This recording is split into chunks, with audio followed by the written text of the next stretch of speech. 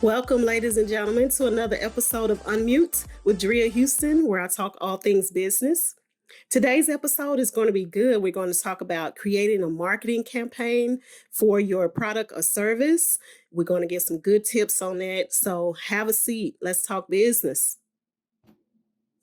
Okay, so I am a sports fan. I love sports. So today's topic is going to be connected to the WNBA because their season has just really kicked off a few months ago and it's already underway and I'm watching it, I'm paying attention, but I noticed the commercial that I saw the other day was about that only thing that was missing from the game was you. In other words, they have a problem of not enough people are watching. Okay. So when you begin to create a marketing campaign for your business, this is one of the first things that you're going to really pay attention to is what problem are you having and why should it be fixed? Okay. I love the WNBA. They got about 12 teams. They've been around since 1997. And sometimes when I'm watching the Dallas Wings play and I'm talking to maybe a friend or somebody on the phone, a lot of these people don't even know Dallas has a WNBA team. That puzzles me, but I understand now the commercial of what the NBA is putting out there that not enough people are watching. Even people in my inner circle, they're not watching. I'm a true sports fan. I love sports. I watch NBA, WNBA, I watch baseball, I watch bowling, I watch golf, I watch football. I'm there. I love sports. So what I love about the Dallas Wings is that this past draft, they got some really good picks. Okay, they got the number 1 pick, they got the number 2 pick, and they got the number 5 pick for this season. Okay, why is it important that people this problem that the WNBA is having? Why is it important that people are watching? Because the more the public consumes it on all levels, whether it's on TV or in person, the more money that the WNBA makes. So if the WNBA is making more money, the more money the players can make, the more money the players can make. So when the more money the players make, the more their community will thrive. The more the community thrives, the better chance of longevity for the WNBA. This is very important. They got great picks. They got Charlie Collier, number 1 pick from Texas. She's 21 years old. Now, understand this young lady has over 40,000 followers on her Instagram. Okay. Then we talk about the number 2 pick, Awak Kiora, which is a European player. She's 19 years old. She has over 20,000 followers on her IG. Then we think about the number 5 pick, Chelsea Dungy, right? Chelsea is 24 years old. She played with Oklahoma and Arkansas, but she came out and she's the number 5 pick in the first round. Chelsea has over 50,000 followers. My point to that is the WNBA is focused on what they don't have, which is enough people watching, which that's a valid problem. But when you're putting together a marketing campaign, think about what you do have. So if I just look at IG, I can see that these young ladies have a following before they even enter the WNBA. However, in my opinion, the WNBA, they dropped the marketing ball on this because these girls already have followings before they get there.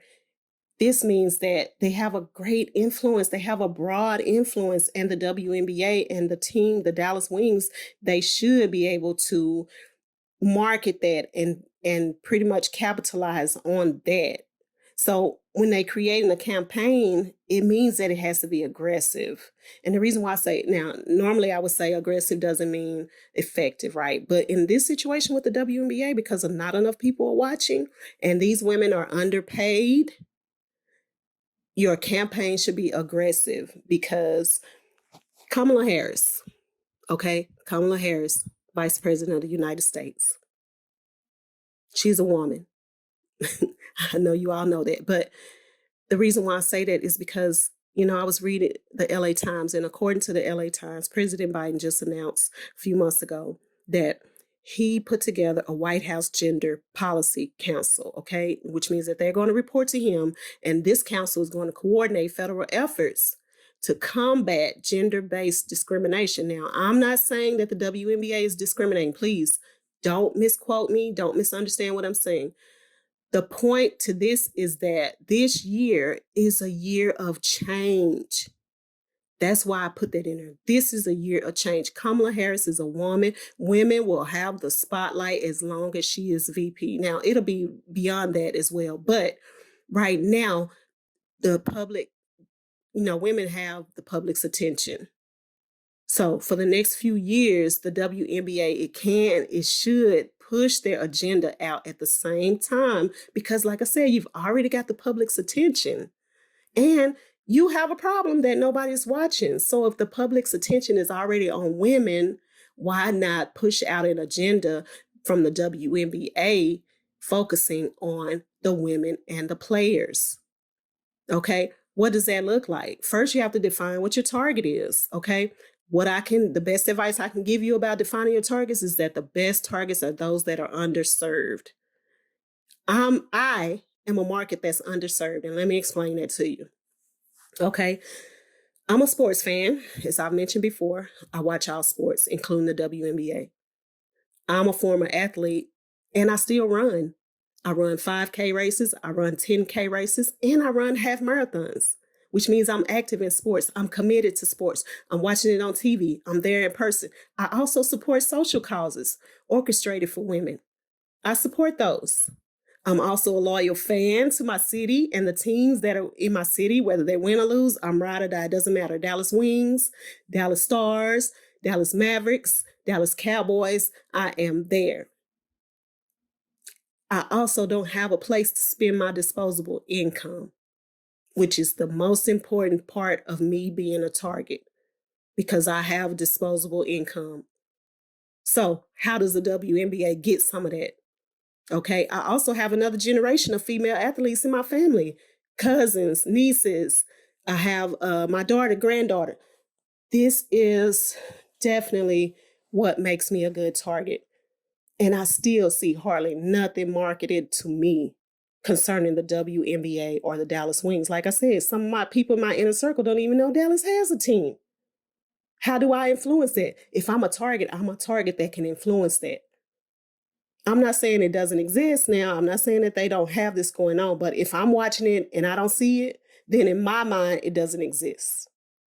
So what does the WNBA want to do? You've already defined your problem. You already defined why you need to solve this problem. And I've just told you that I'm a target. When you are creating a marketing campaign, you want to understand that the process is considered you building a bridge, okay? So if the WNBA creates a campaign just for me, the target, what does that connection look like?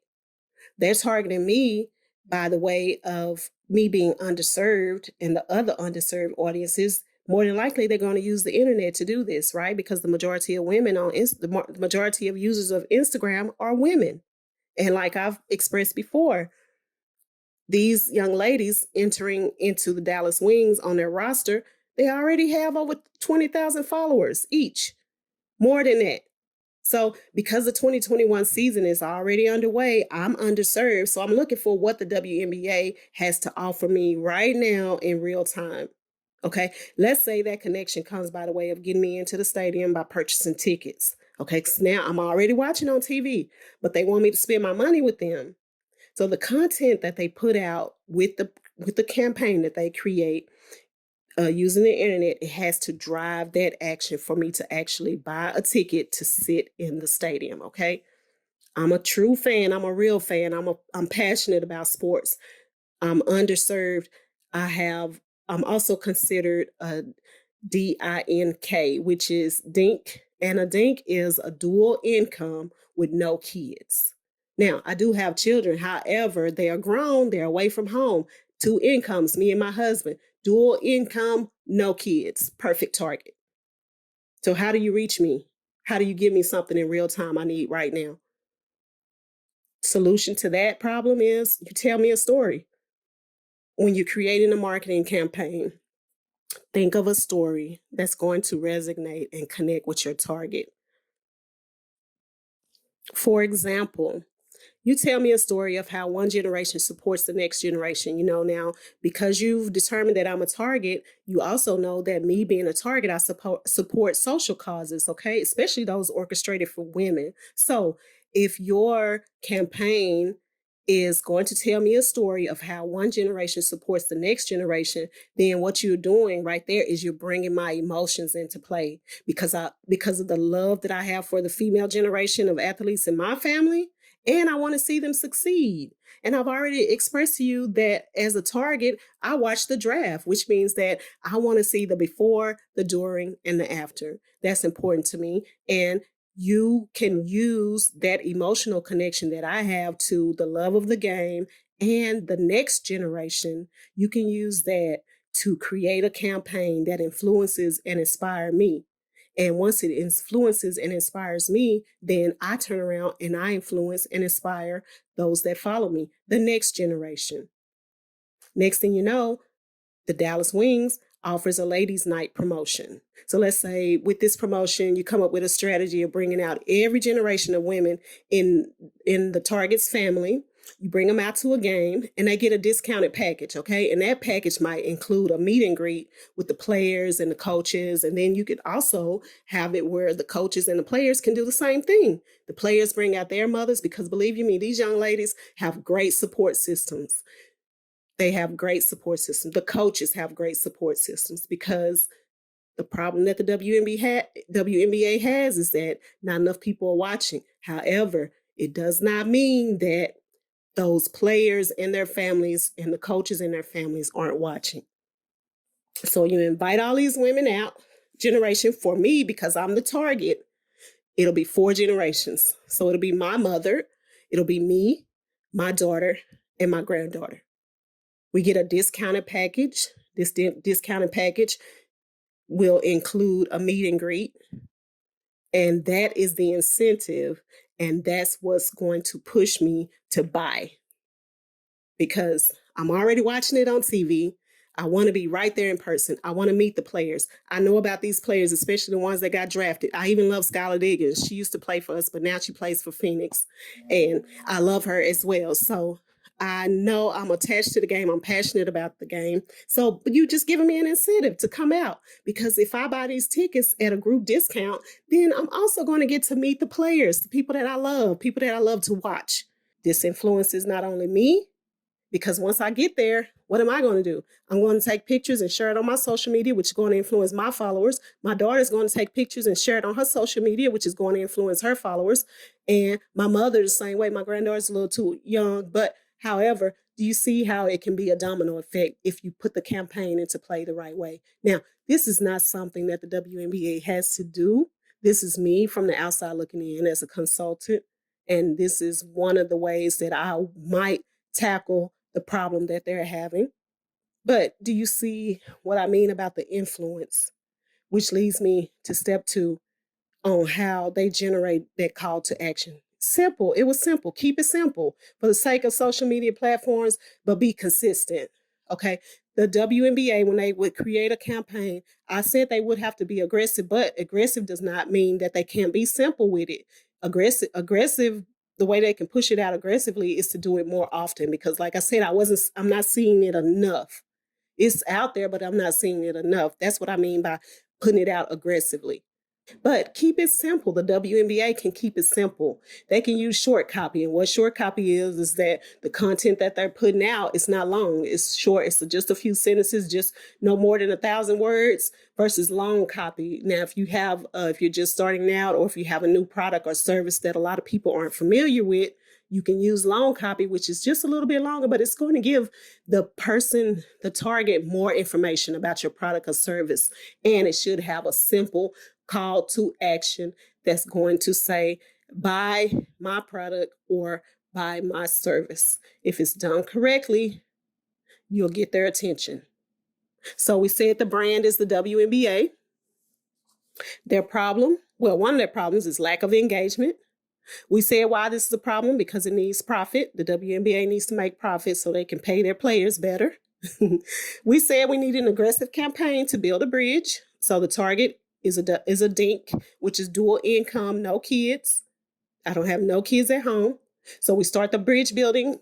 We start that to the target by telling a story that has an emotional undertone, but it also offers an incentive. This is how you want to get people, to give them a clear call to action to buy a ticket. So this campaign is targeted to me, but it also has a secondary target, which are those that I influence and I inspire. Although you're going to gear it and target it to me, however, you want to put enough into that campaign to where I will be influenced and inspired to pass the information on to those that I know and those that follow me. So finally, the WNBA, once you get me to buy these tickets, you want to nurture that relationship, because the reason why you want to do that is because it'll keep me compelled to keep purchasing. And you have to develop the content.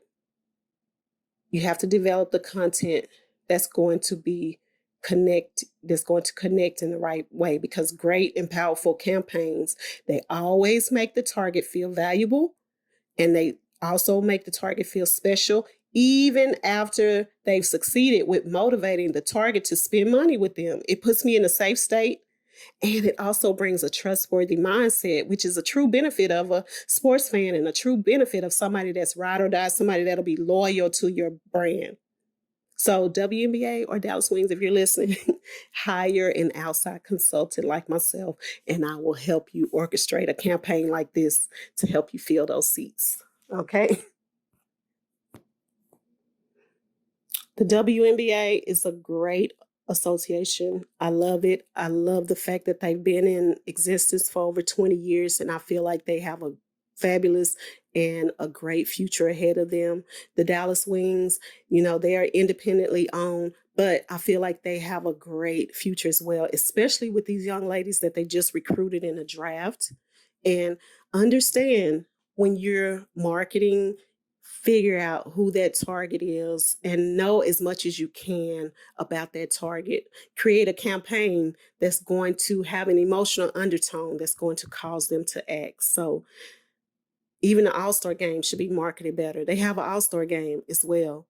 And these women deserve that. This is the year of the woman. The WNBA and Dallas Wings should take advantage of that. Anybody who has a social connection to furthering women and their causes, take advantage of this year. Push out a good marketing campaign to get your product or your service out there with a great emotional undertone and a simple call to action. You already got the public's attention. People are watching. And if it's done correctly, you will definitely be successful, because these women, they deserve to get paid better. They deserve that because they play just as hard as the men. You ought to see them. They play just as hard, and they also get injured just like the men do. So they deserve to have better marketing from the organizations that they're in, the teams that they're a part of. And I really hope that I've said some things today to help you as a business owner, whether you're just getting started or if you've already been established. Please look me up, www.eventsly.com. You can follow me on IG at Dria Houston, and also Twitter at Dria Houston.